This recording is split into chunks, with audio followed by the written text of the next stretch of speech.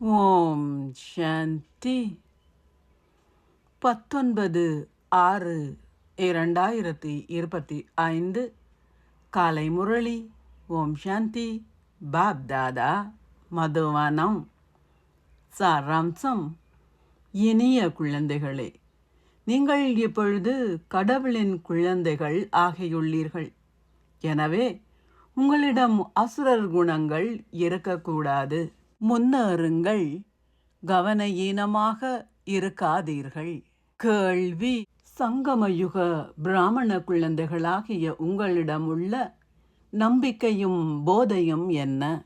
பதில்: குழந்தைகளாகிய நாங்கள் இப்பொழுது கடவுளின் சமுதாயத்திற்கு உரியவர்கள் ஆகிவிட்டோம் என்ற நம்பிக்கையும் போதையும் எங்களுக்கு உள்ளன.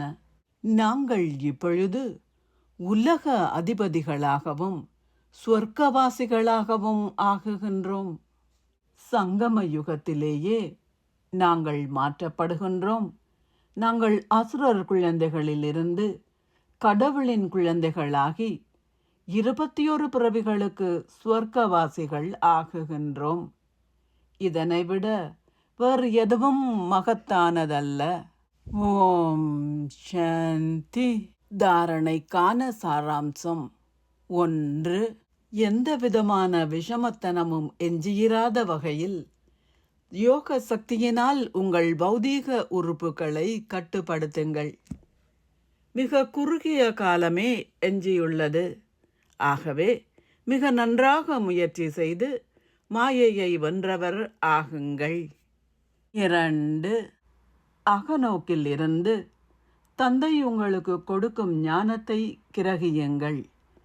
ஒருபோதும் ஒருவரோடு ஒருவர் உப்பு நீர் போல் ஆகாதீர்கள். நிச்சயமாக தந்தைக்கு உங்கள் நலம் பற்றிய செய்திகளை அனுப்புங்கள். ஆசீர்வாதம். நீங்கள் நன்மை செய்யும் மனோபாவத்துடன் சேவை செய்வதன் மூலம் ஆத்மாக்கள் எல்லோரிடம் இருந்தும் ஆசீர்வாதங்களை பெறும் உரிமையை பெற்றுக்கொள்வீர்களாக. ஆத்மாக்கள் எல்லோரிடம் இருந்தும் ஆசீர்வாதங்களை பெறுவதற்கான வழிமுறை நன்மை செய்யும் மனோபாவத்துடன் சேவை செய்வதே. உலக உபகாரியாகுகின்ற இலட்சியத்தை நீங்கள் கொண்டிருக்கும் போது உங்களால் நன்மையில்லாத எந்த ஒரு பணியையும் செய்ய முடியாது. உங்களின் பணிக்கேற்பவே உங்களின் தாரணையும் இருக்கும். எனவே நீங்கள் உங்களின் பணியை நினைத்தால் சதா கருணை நிறைந்தவராகவும் மகாதானியாகவும் இருப்பீர்கள். நீங்கள் ஒவ்வொரு அடியிலும் நன்மை செய்யும் மனோபாவத்துடன் தொடர்ந்து செயல்படுவீர்கள். உங்களிடம் நான் என்ற எந்தவோர் உணர்வும் இருக்காது. அத்துடன் நீங்கள் ஒரு கருவி என்பதையும் நினைவு செய்வீர்கள். இத்தகைய சேவையாளர்கள் தமது சேவையின் பலனாக ஆத்மாக்கள் எல்லோரிடமிருந்தும் ஆசீர்வாதங்களை பெறும் உரிமையை பெறுவார்கள். ஸ்லோகம். பௌதீக அங்கங்களிற்கான கவர்ச்சி உங்களின் ஆன்மீக முயற்சியை பாதிக்கும்.